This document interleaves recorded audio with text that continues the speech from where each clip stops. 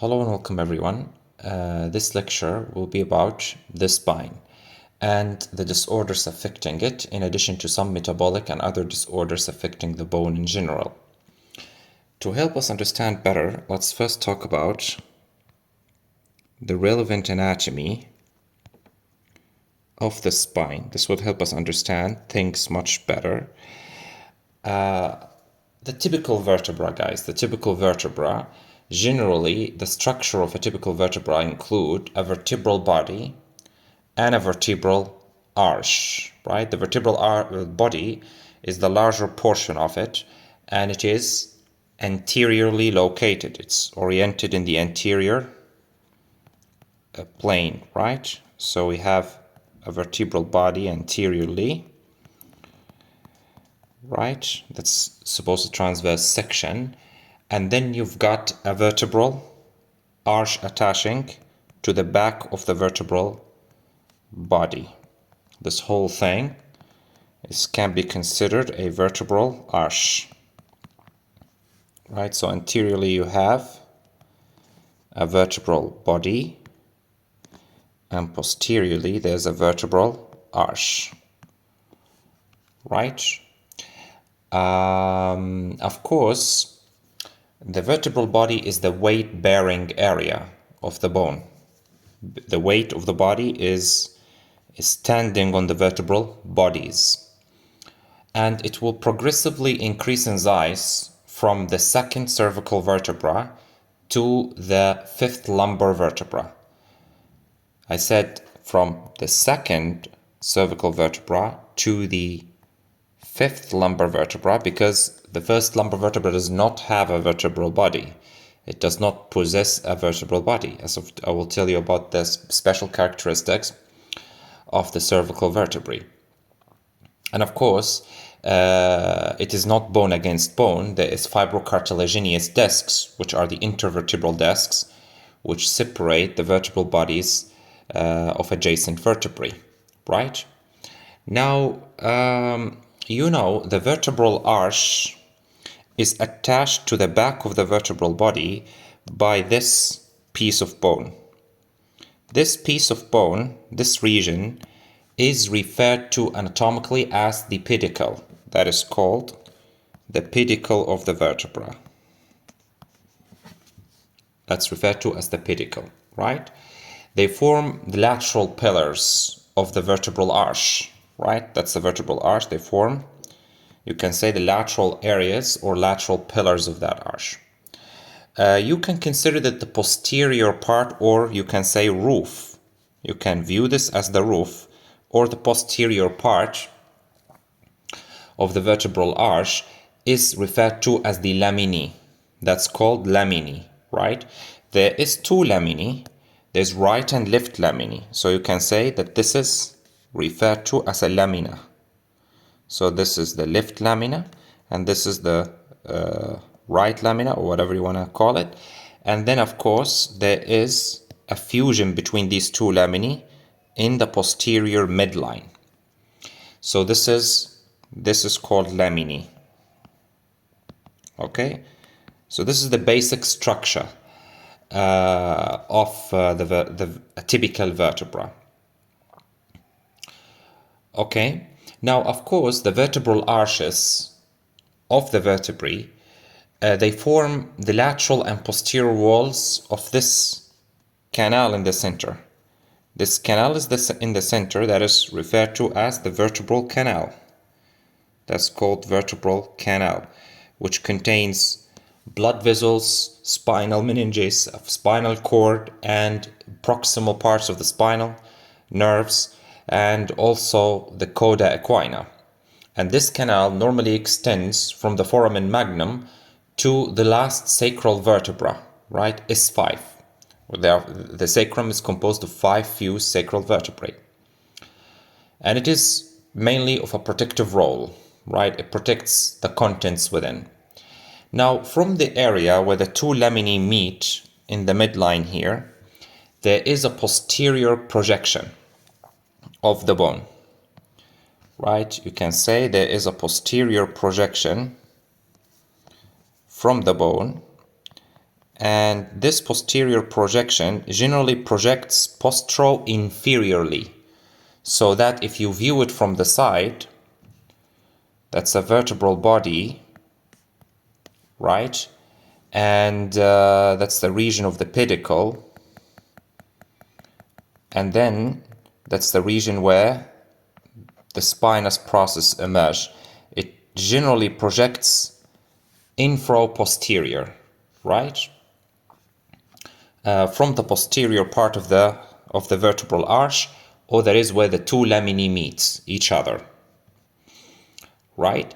Now also on each side of the vertebral arch here, on each side, there is yet another projection referred to as the transverse process. This extends laterally where the pedicles meet the laminae, this region.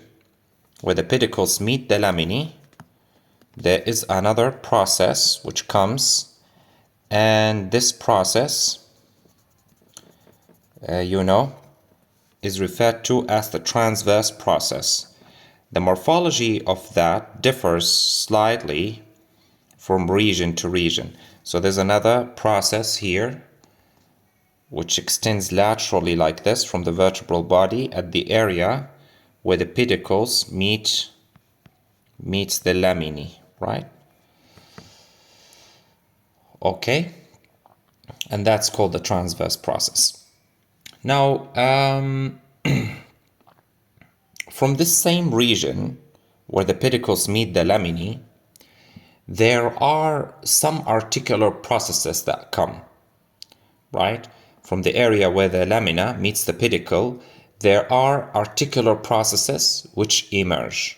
These are referred to as the superior and inferior articular processes, and they are for articulation with the vertebra above and below, right?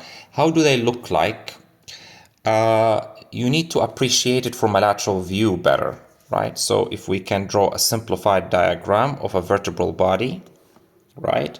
Here's the pedicle of the vertebra, and then the lamina, right? Of course, you cannot see the entire extent of that, and this is the spinous process. From this region, there is a superior articular facet, which is somewhat like that, a superior articular facet. And then there is an inferior articular facet too, right? There's an inferior articular facet too. This fits into the other vertebrae, guys. So for example, if we want to draw the vertebra above that, so there should be here the fibrocartilaginous intervertebral disc, and then you should meet the vertebra which is above it, right? And again, similar situation. There is, okay, probably we should draw it smaller. Yes, the intervertebral disc should not be that exaggerated. And here's the other vertebra above it. And here's the pedicle of that vertebra. That's the pedicle. And then that's the area where it meets the lamina. And then that is the spinous process. And here's the, what is that? The articular process, the inferior articular process of the vertebra that is above it. This area where they meet, that's a joint. That's referred to as a zygapophyseal joint. Zygapophyseal joint, or simply facet joint. It is between the inferior articular process of the vertebra above, this process, inferior articular process of the vertebra above, and the superior articular process of the vertebra below, right? Superior articular process of vertebra below. Is that right? That's a zygapophyseal joint. Now, another thing that I would like to highlight, which is important for the exam, you know that there's a region in the vertebral body, right? So let's draw a vertebral body. this superior area in the vertebral body and this inferior area in the vertebral body, these are referred to as vertebral end plates. These are called what thing? Vertebral end plates. They commonly ask about that in the exam. Vertebral end plates. These vertebral end plates, they are consisting, if you see it from superiorly, so we'll draw it on our diagram here. If you see it from above, it is composed of a central cartilaginous area here. Central cartilaginous area in the middle. And in the periphery, there is bone. The peripheral area of that is bone, okay? This area is related immediately to the intervertebral disc, which is above it, right? You know, each intervertebral disc is composed of a peripheral circle called the annulus, right? So this peripheral circle, that is referred to as the annulus.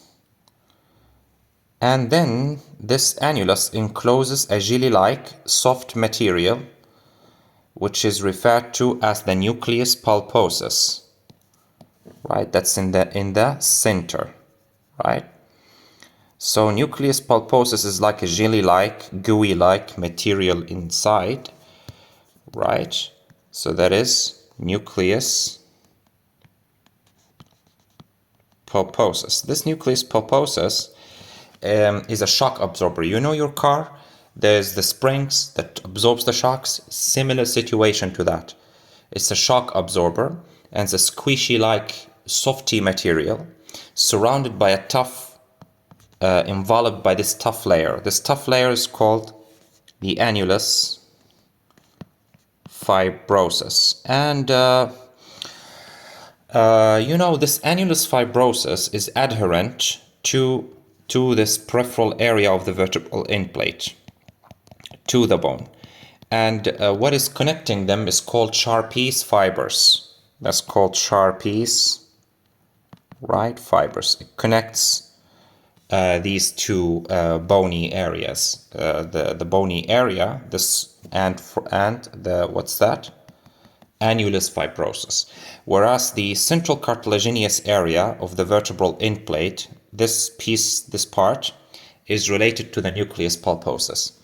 Another common question in the MRCS exam is they will ask you about the embryological origin of the nucleus pulposus, right? What is that? That is going to be something, we will talk about it in embryology lectures, the notochord. Notochord, the remnants of the notochord, which is important for the growth and development of the neural plates, right? The neural plate in the epiplast. It stimulates the growth of the neural plate and it is fundamental for the development of the neural tube. That's called notochord. It persists later as the nucleus pulposus. Right? Great. You know, between the vertebral body and the origin of the articular process, each pedicle is notched on its superior and inferior aspects.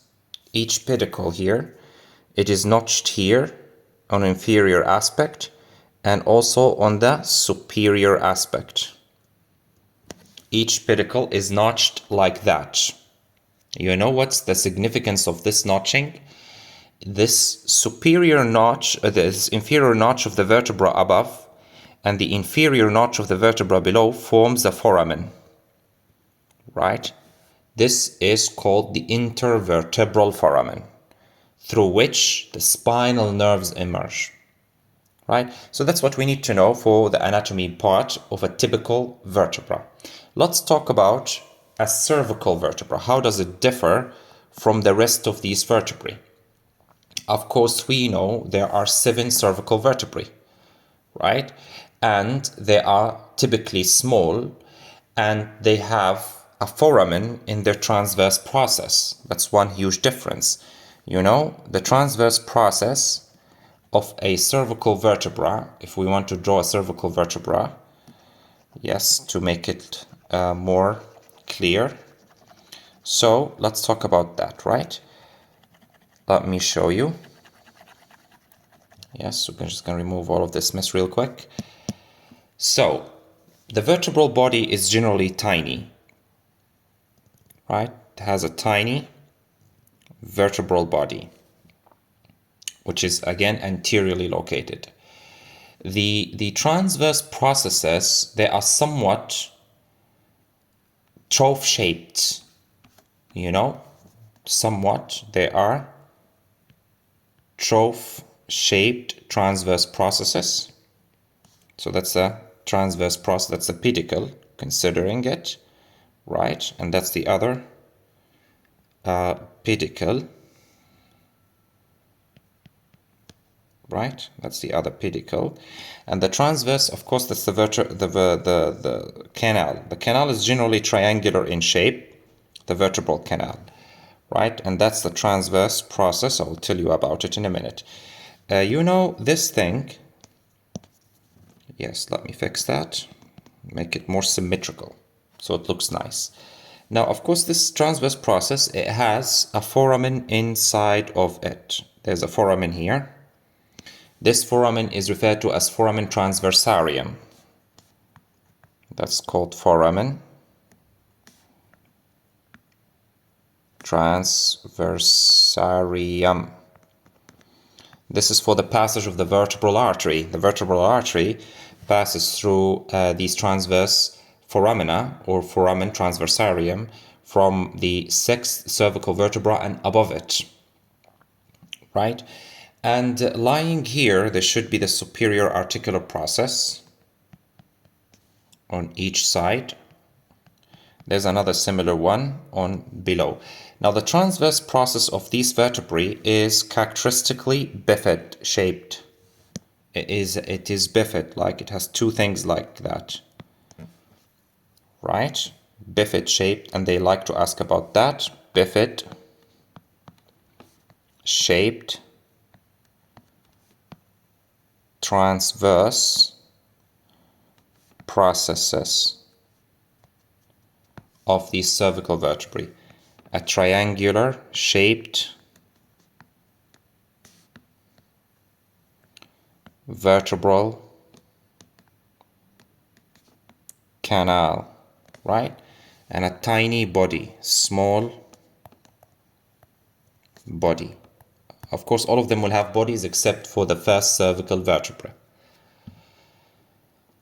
right? And it's somewhat short in height, this vertebral body, and somewhat squared, somewhat more of a square, and it is short in height. When viewed from above, it's about very circular, squared in shape. If you view it, also if you touch here, if you put your finger here, you will find that the superior surface is concave, whereas the inferior surface is convex. So if you see it from above, from the side, the body, it's somewhat like this. The superior surface is concave, whereas the inferior surface is somewhat convex, right? That's the differences. So it has slight concavity, superior surface, and convex from the inferior aspect. Now, the first and second cervical vertebrae are radically different from all other vertebrae. These are called the atlas and axis respectively. So the first cervical vertebra, C1, that is referred to as the atlas. And C2, that is referred to as the axis, right? These are specialized in order to accommodate the special movements of the head on the vertebral column. Now, the C1 vertebra, the atlas, it makes an articulation with the head, with the occipital condyles. You know, the occipit, the base of the occipit. On each side of the vertebral of the foramen magnum are two convex surfaces, and these are called the occipital condyles, right? These are what is articulating mainly with C1. So, if I can draw it to show it better.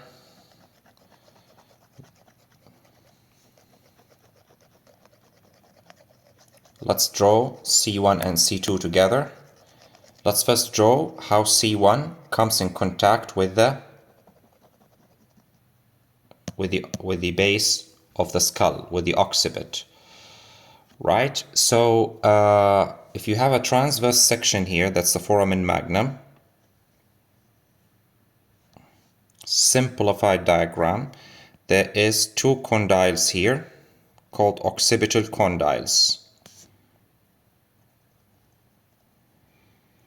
These two occipital condyles, they come in contact with atlas. The atlas has a big concave facet on each side of it, big concave facet on its transverse process, right? That meets that, right? So if we draw it from the side, from above, you will find that the atlas has no vertebral body. It has an anterior neural arch and a posterior neural arch, and between them there is the transverse processes. So that's the anterior neural arch of atlas. There's some bony here prominence called anterior tubercle, but anyway. And then you have these big lateral masses. You can call them lateral masses on both sides. You have these big lateral masses. They also contain the foramen transversarium in them, right? And that's the big facet for articulation with the occipital condyles. Let's give it cartilage-like color here, right? That's the facet for the articulation with the occipital condyles.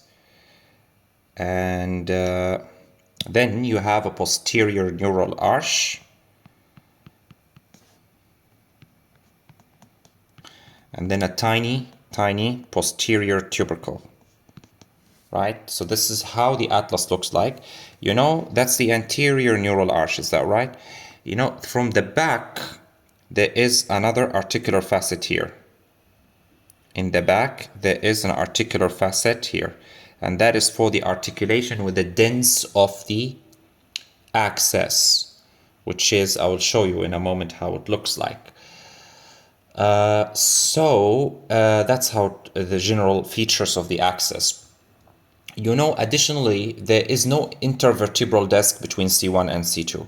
We know that in all vertebrae, there are intervertebral discs, but the one that between C1 and C2, there's no intervertebral disc between them, right? So generally the atlas is ring-shaped with two lateral masses interconnected by an anterior and posterior arches, right?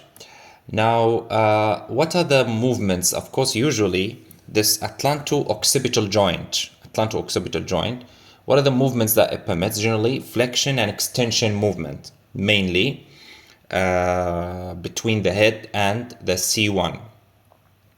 C1 and C2, when they articulate with each other, they articulate with each other in a very special way, right?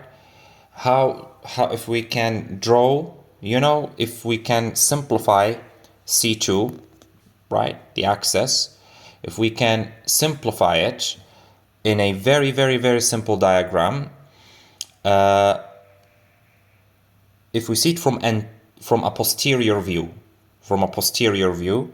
it will look like this, right?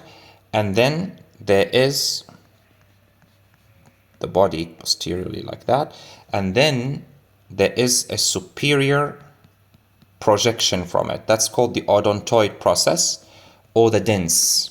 It looks like a tooth-like. This dens fits here, so that it in transverse section, or that is superior view, right? The dens of C2 is here. You get that? That's the dens of C2. It has also an articular facet here on its anterior surface to meet the articular facet on the anterior arch of the C1. Okay? Of course, that's the rest of the body.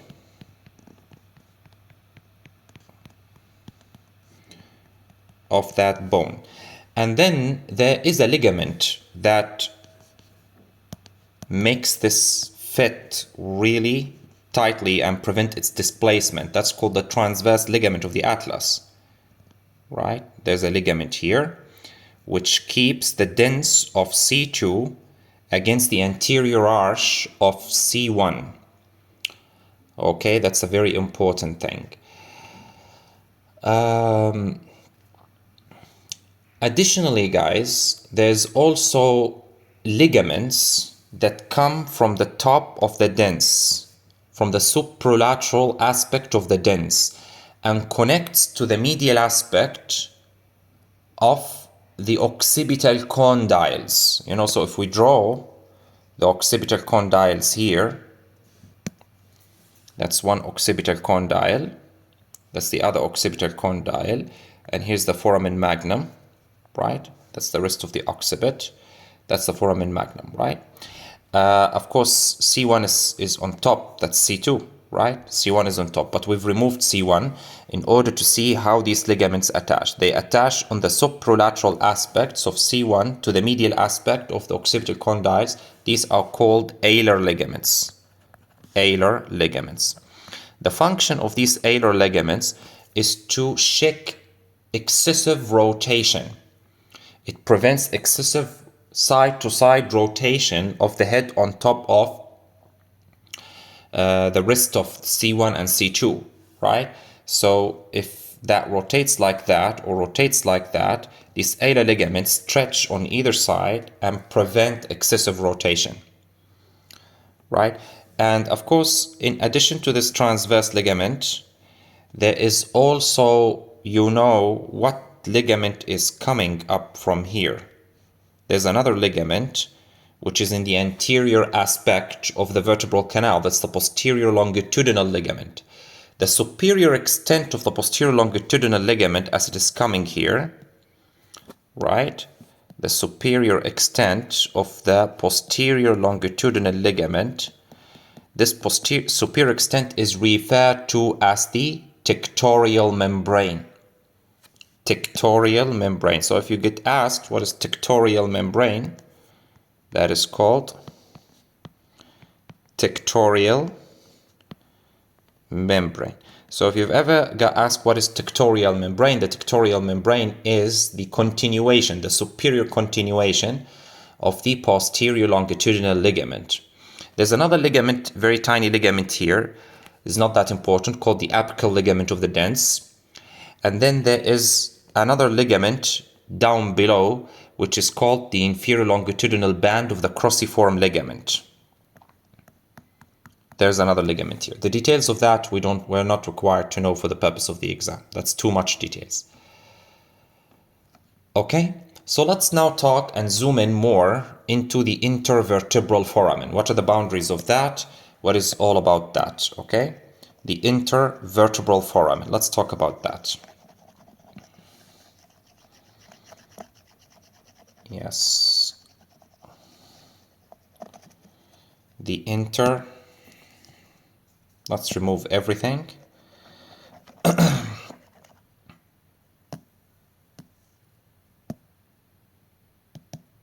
Yeah.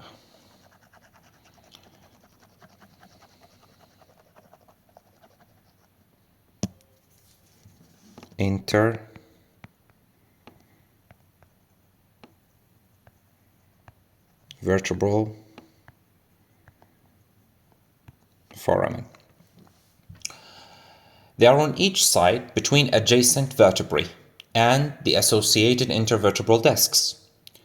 And they allow the passage of many structures to come in and out of the vertebral canal, including spinal nerves, blood vessels, including veins and arteries, of course, right?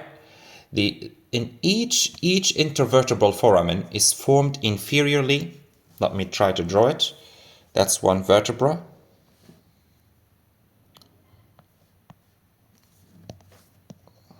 Yes, wait a moment. Yes, that's one vertebral body. Right, that's another vertebral body. Right, and here is the intervertebral disc between them. Right, and of course you have the pedicles. The pedicles, that's one pedicle. And that is the other pedicle of the vertebra, which is above it. Right, there's the connection with the laminae, and then what is coming down here? The spinous processes of the vertebrae. Of course, the intervertebral foramen is formed predominantly by the inferior vertebral notch on the pedicle of the vertebra above, which is here, that's called inferior vertebral notch.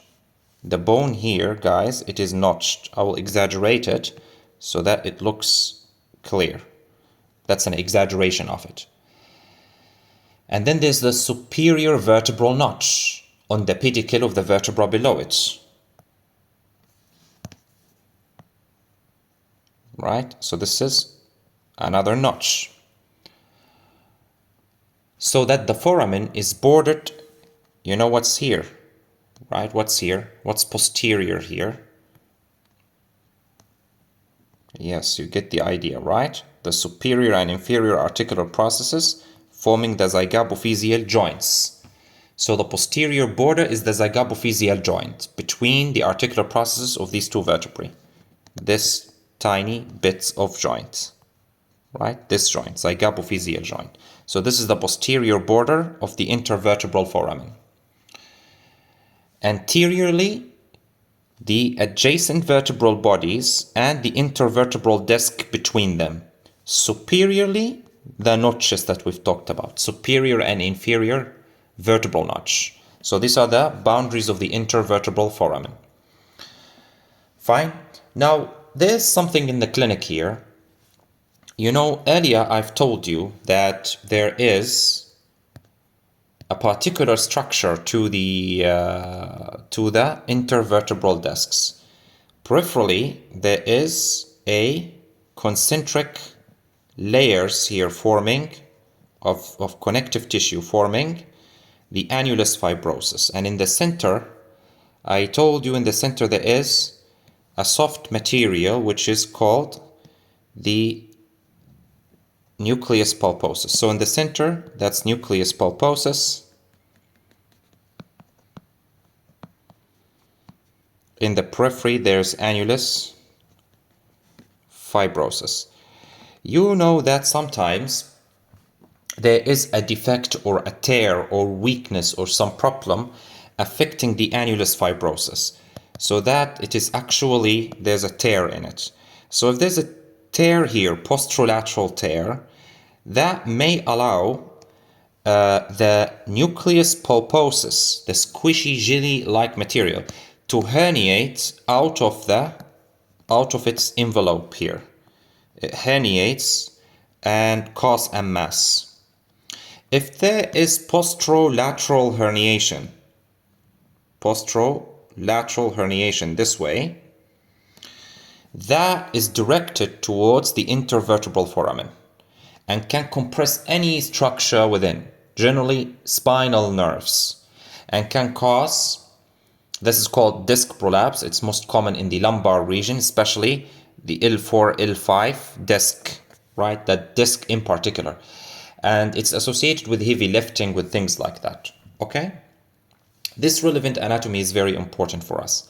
So posterolateral prolapse cause the nucleus pulposus to be directed towards the intervertebral foramen and causes unilateral symptoms, back pain and unilateral symptoms on one side, unless there is bilateral prolapse. Then you have central prolapse. Central prolapse is rare and it is dangerous. Central prolapse, there's a defect in the annulus. What is that? Fibrosis posteriorly. And the nucleus pulposus generally herniates in this way, creates a mass here. That directly compresses the spinal cord or coda equina, depending upon the level of the herniation. In most of the cases, it occurs in the lumbar spine, L4, L5 again. So it will cause compression, of the coda equina. You know what prevents it from herniating is what is that?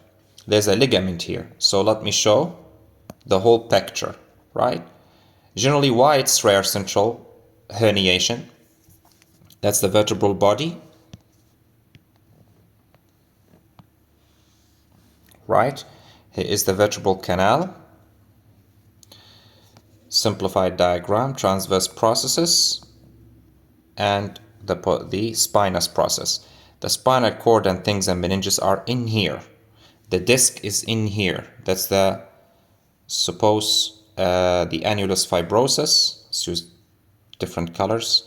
And the nucleus pulposus is inside, right? You know, there is the posterior longitudinal ligament, which is here. The posterior longitudinal ligament is here. That's the band of tissue. It is very strong ligament. It prevents the prolapse of the nucleus pulposus directly posteriorly.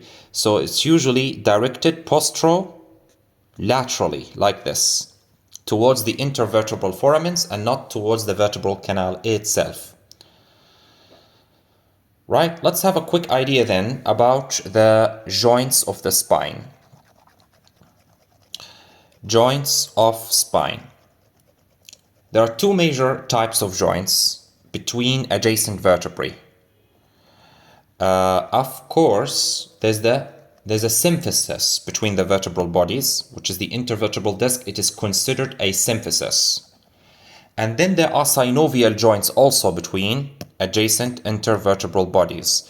These synovial joints are generally the zygapophyseal joints. Okay, so we have joints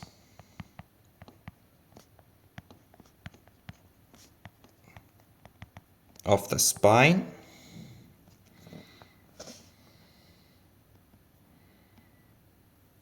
Yes, we have the intervertebral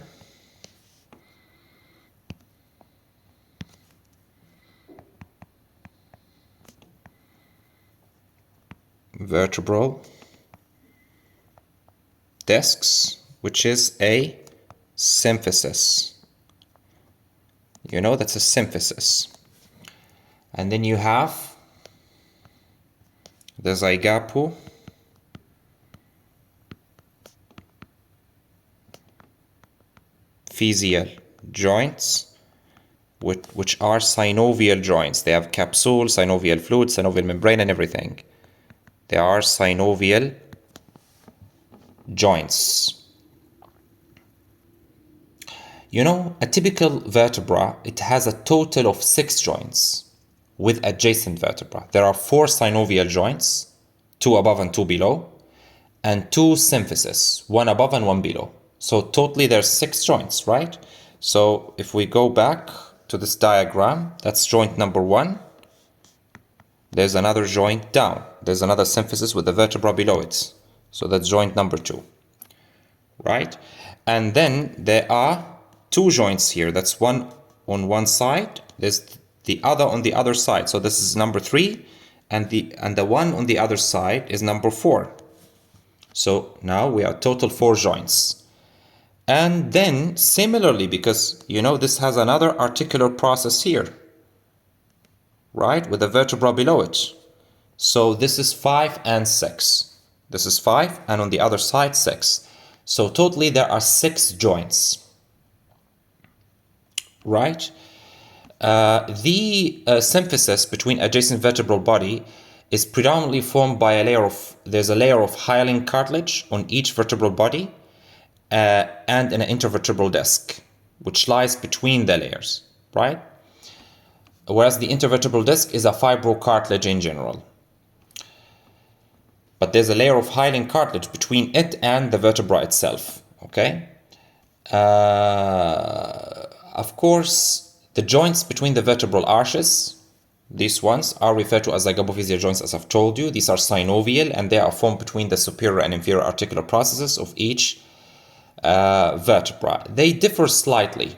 For example, in the thoracic region, they are more vertical. They are more vertical like this in the thoracic region.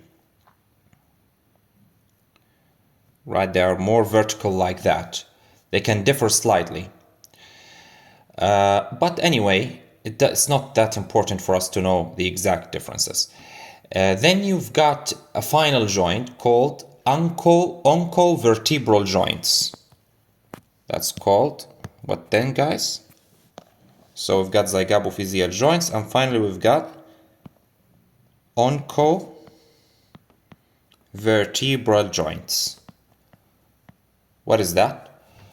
You know, the lateral margins, I'm talking, this occurs in the typical cervical vertebra. The lateral margins of the upper surfaces of typical cervical vertebra, they are heaped up into crests or lips, referred to as the uncinate processes, right? Which articulate with the body of the vertebra above it to form the small joint, synovial joint, called oncovertebral joint. I hope I can draw it. Look, I want to show you what I mean by this. Oncovertebral joint. That occurs with cervical vertebrae. So that's the body of a cervical vertebra.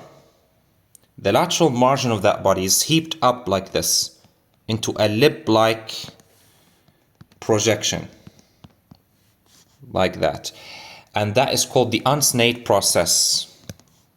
This process is referred to as the uncinate process.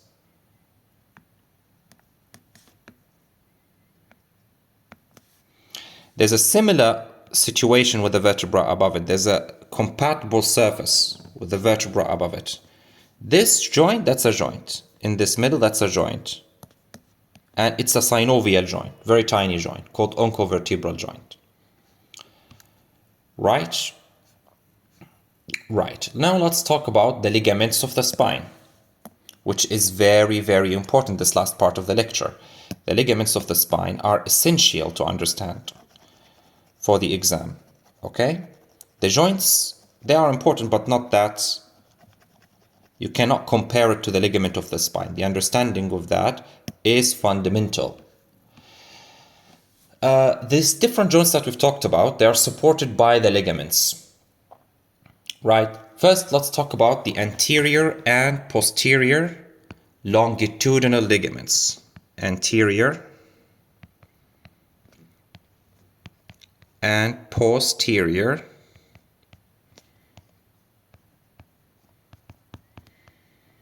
longitudinal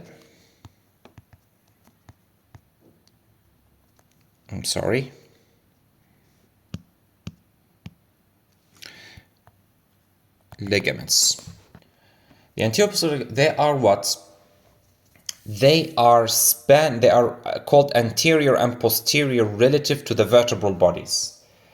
And they are spanning almost the entire length of the vertebral column. Right? So if this is one vertebra,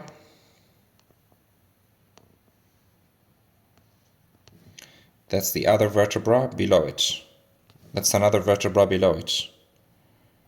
Okay? And this is the anterior aspect of the vertebra, that's the posterior aspect. So what I mean is that this is pedicle, lamina, and transverse process, and so on. Okay? And so on.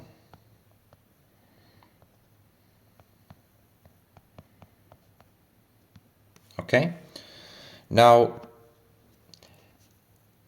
These ligaments, there's one anterior to the vertebral bodies, extending like that, and it is attached to the anterior aspect of the vertebral bodies as well as the anterior edge of the intervertebral discs. And this one, guys, is the anterior longitudinal ligament. There's one posteriorly. This is inside the vertebral canal. They are behind the bodies of the vertebra, and they are attached to the vertebral bodies as well as the posterior edge of the intervertebral discs. The anterior longitudinal ligament superiorly, it is attached to the base of the skull, right? And inferiorly, it continues downward to attach to the anterior surface of the sacrum. Okay? The posterior longitudinal ligament is on the other side here, on the posterior surface of the vertebral bodies, and lines the anterior surface of the vertebral canal, because the vertebral canal is here, right? The vertebral canal is here. That's one circle. Let's draw the other circles to highlight the vertebral canal. So the vertebral canal is here. Spinal cord is running here. So this is anterior to the spinal cord and meninges and the spinal meninges, right? And it forms one of the anterior boundaries of the vertebral canal, right? The vertebral canal anteriorly, there's the posterior longitudinal ligaments, the posterior aspects of the vertebral bodies and intervertebral discs, and posterolaterally there is the ligamentum flava, right? I'll talk about the ligamentum flava. Ligamentum flavum, very important ligament too. Okay? Just like the anterior longitudinal ligament, the posterior longitudinal ligament is also attached along the entire length of the vertebral bodies and intervertebral disc. And as I've told you before, the upper part of the posterior longitudinal ligament that connects C2 to the intracranial aspect of the base of the skull, that is called the tectorial membrane, right? That was the one that I've told you about earlier in this lecture. The ligamentum flavum, on each side, they pass between the laminae. They pass between adjacent laminae. So they are somewhat, that's one lamina. Let's highlight the laminae with some color. That's a lamina, right? That's one lamina. That's the other lamina above it. This is the lamina above it, right? So they are between the laminae. They extend, it's a broad ligament. It's predominantly formed of elastic fibers, right? And it forms the posterior aspect of the vertebral canal, as I've told you. Each one runs between the posterior surface of the lamina on the vertebra below. That's the vertebra below. It comes from the posterior surface of the lamina of the vertebra below to the posterior surface, right, of the lamina below it to the anterior surface of the lamina above it. So it is, let's use a different color so it's highlighted. You get it? It's here from the posterior surface, here it's attached, but here above it disappears to attach internally. So that's one lamina. Let's cut the laminas on their own. That's the lamina below it, right? From the lamina below it, it is actually coming to the posterior surface. It's attaching to the posterior surface of that lamina. And once it goes upward to attach to the lamina above it, it dips inside and attaches to the anterior surface. That's the dashed line, right? Denoting that it has went to that surface, right? So this is the thing. These are the ligamentum flava, where they are attached exactly, right? The function of the ligamentum flava, they resist the separation of the laminae in flexion. So when the spine flexes like this, right, these ligamentum flava, they become tight and they resist flexion. And because they have a lot of elastic fibers in them, they help with extension of the spine back to the anatomical position. So when you flex the spine, these ligaments are like rubber bands, right? They become very tight, and once you stop the muscles that causes flexion of the spine, once you relax them, the spine just helps, like springs back into its anatomical position by the action of these ligaments. Okay, then you have other kinds of ligaments. So I've talked about the anterior longitudinal ligament, we've talked about the posterior longitudinal ligament and ligamentum flava. There is the supraspinous and interspinous ligaments. The supraspinous ligaments, they pass like a stripe on the tips of the spinous processes of almost all of the vertebrae, right? From the sacrum to vertebra that is C7, up to vertebra C7. So it is here, on the tips of the transverse processes of these vertebrae. These are called supraspinous ligaments. At the area of C7 to the skull, it becomes more distinct.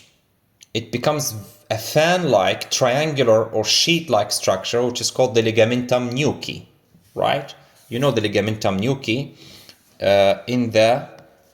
so suppose that's the simplified diagram, right? This is the cervical spine, right? Cervical spine, thoracic spine, and so on. So suppose that's C7 vertebra. That's C7 vertebra, right? The supraspinous ligaments in this location, it fans out like this to become a triangular-like sheet of connective tissue, which is structurally distinct from the supraspinous ligaments. So supraspinous ligaments, you can say they end at C7, the superior attachment. And the ligamentum nuchae is the continuation of that. Okay? It is the superior continuation of that. Of course, it's attached to the base of the skull, including the external occipital protuberance, this ligamentum nuchae. Right? It serves as site of muscle attachment, this ligament. It resists excessive flexion of the spine, of the cervical spine, and also it facilitates the return of head back to its anatomical position when it is flexed. Right?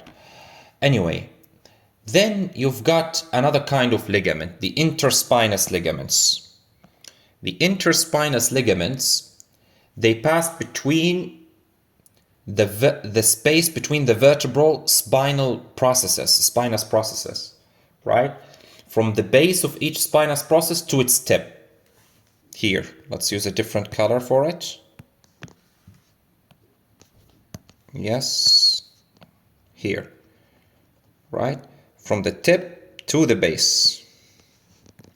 These are referred to as interspinous ligaments. They do blend with the supraspinous ligaments.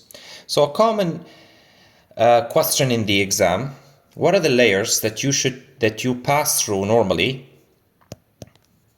during a lumbar puncture? Of course, very easy. The first layer is the supraspinous ligament, and then you will pass through the interspinous ligament, and then through the ligamentum flava. You know what's just after the ligamentum flava? Immediately after the ligamentum flavum is the vertebral canal. If we can do it in another diagram. Right, so let's draw the whole picture here. So that's the vertebral body. Right, here is the pedicle of that vertebral body. And then here is the lamina of that vertebral body. Here's the other lamina, and here's the spinous process, and here is the transverse process, right? You know, the ligamentum flavum is here, guys, right? It is attaching to the lamina here. That's the sheet of the ligamentum flavum. And it is going up to the vertebra that is above it, right? Immediately after the ligamentum flavum, this area just internal to the ligamentum flavum is the vertebral canal, okay?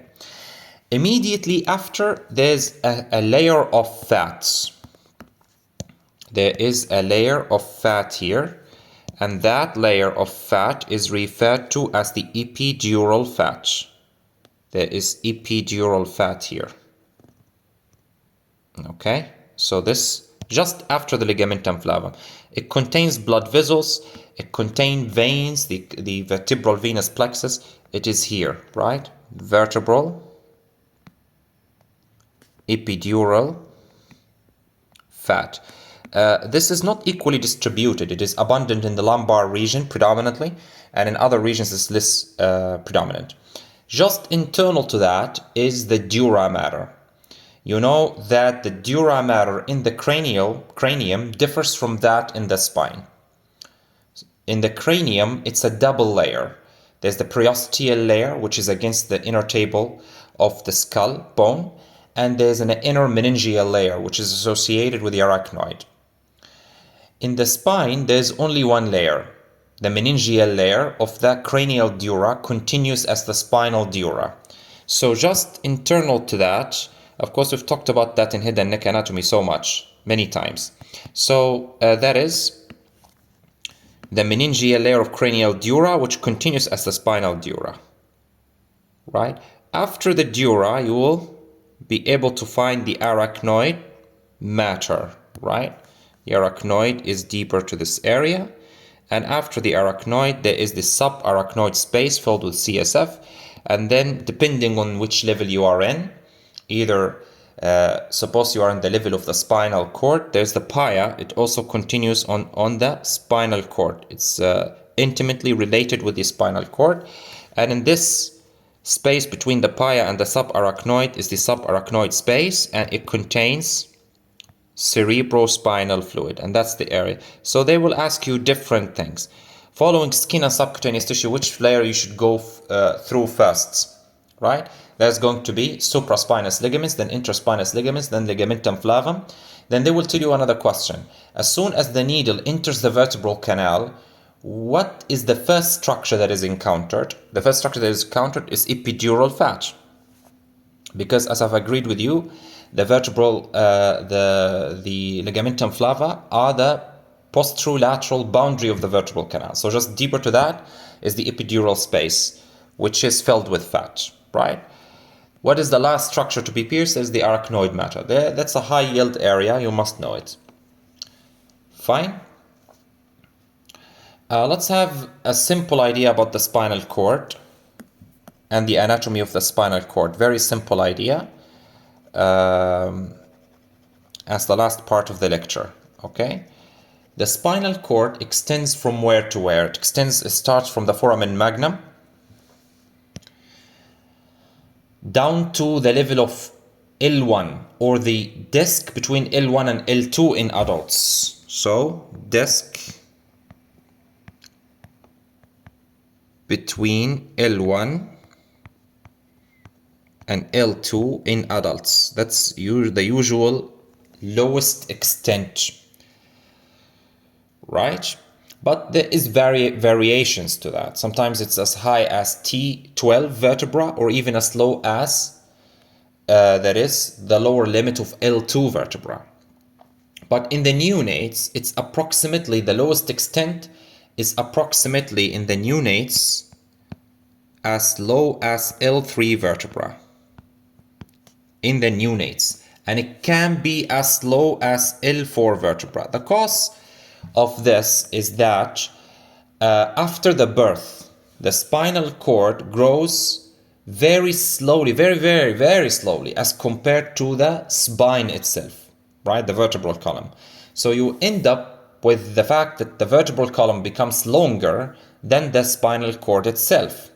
That's why in the birth, the spinal cord is low-lying, L3 to L4. But as the person ages and becomes an adult, eventually the spinal cord will assume a higher level, L1, L2, because the spine grows quicker than the spinal cord. The distal end of the spinal cord is cone-shaped. Okay, and it's called the conus medullaris. This is called conus medullaris. Right? Sometimes they will ask you, because it's L1, L2, or in some textbooks in front of L1 body, it is roughly at the level of the transbiloric plane. Similarly, roughly at the same level of the transbiloric plane, this conus medullaris situation, okay? Then there's a fine filament that extends from the tip of the conus medullaris and continues inferiorly, and that is referred to as filum terminal. It's a very long thing that extends down, and it's called filum terminal. Right? It's the pia. It's a extension from the pia. The external surface of the spinal cord is marked by several fissures. There's the anterior median fissure. There's a fissure here that's called the anterior. Let me correct that.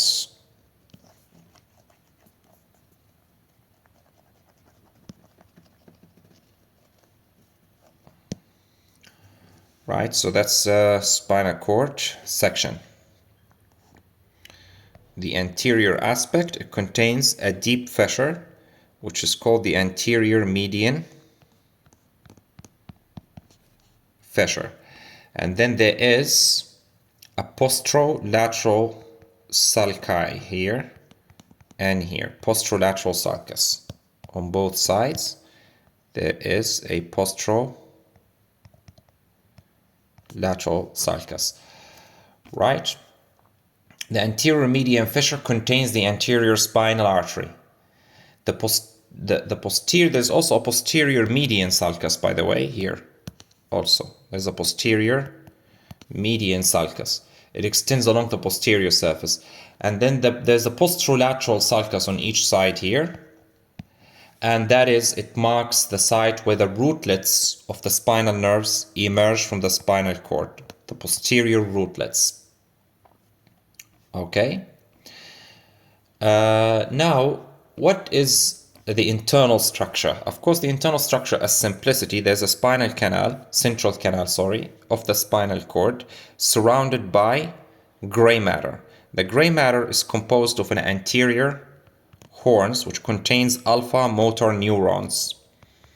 Right? These are the anterior horns. In some levels, especially the thoracolumbar area, it contains lateral horns. In other areas, it's a variable thing. Sometimes it's not present, these lateral horns. Okay? And then there is the posterior horns. The posterior horns extends opposite to the posterolateral fissures. Now, the function of the anterior horn is basically giving rise to lower motor neurons, right? They emerge from the spinal cord and supply muscles. And whatever is emerging here, these are called anterior rootlets. Anterior rootlets. And they are purely motor. The posterior rootlets, actually, it is purely sensory, right? And it enters into the spinal cord to synapse with sensory neurons, whether in the spinal cord or upstream in the brain, right? The lateral horns contains autonomic neurons, right? They contain autonomic neurons. That's why they are not in all levels of the spinal cord. Now let's speak about the blood supply of the spinal cord. Of course, I've discussed into a little bit more details in trauma, if you remember, right? If you watch trauma, I've discussed the anatomy, the internal anatomy of the neuroanatomy of the spinal cord in much more details than that. Now, let's talk about the blood supply. The arterial supply, mainly two sources. There are longitudinally oriented vessels, longitudinally longitudinally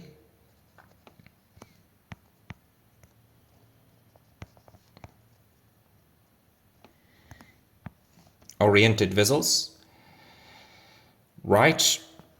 And they descend along the spine, and then there are feeder vessels. Feeder vessels. You can categorize it into these two things. The feeder vessels, they enter the vertebral canal through the intervertebral foramina that we've talked in each level. And they reinforce the blood supply in the longitudinally oriented vessels. These longitudinally oriented vessels are the anterior spinal artery, which is a single artery, and the two posterior spinal arteries. So if we go back to draw another diagram here, okay, that's the spinal cord section.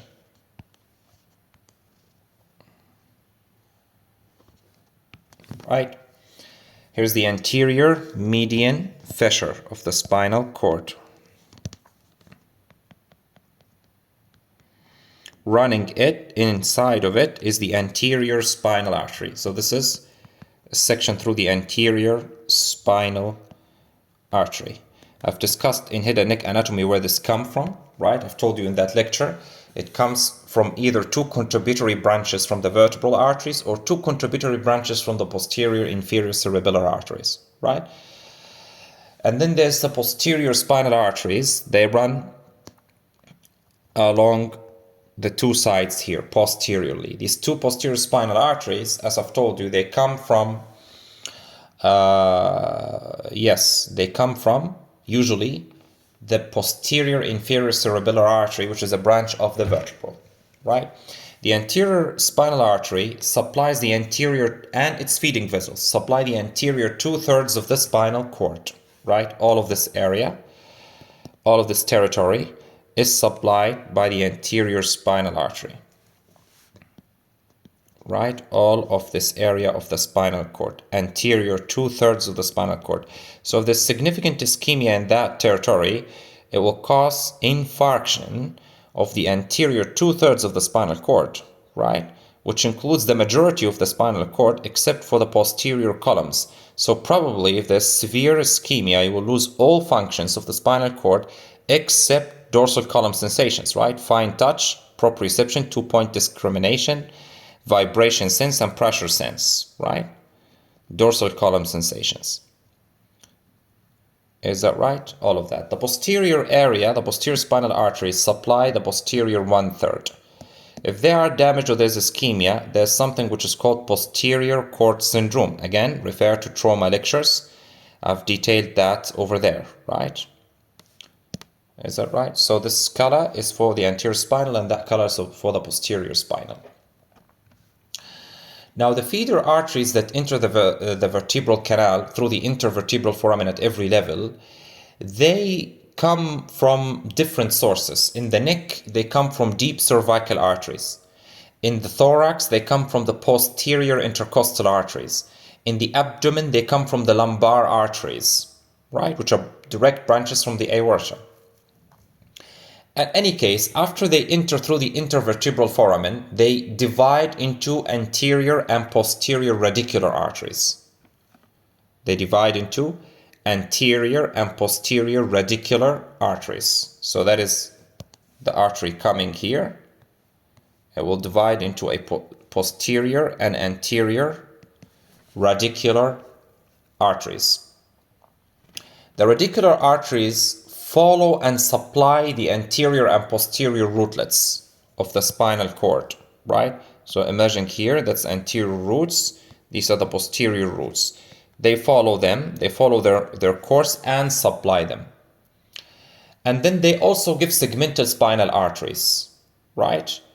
They also give segmental spinal arteries. This is also called segmental medullary arteries. And then they directly give branches here that reinforce blood flow in the posterior spinal circulation as well as in the anterior spinal circulation.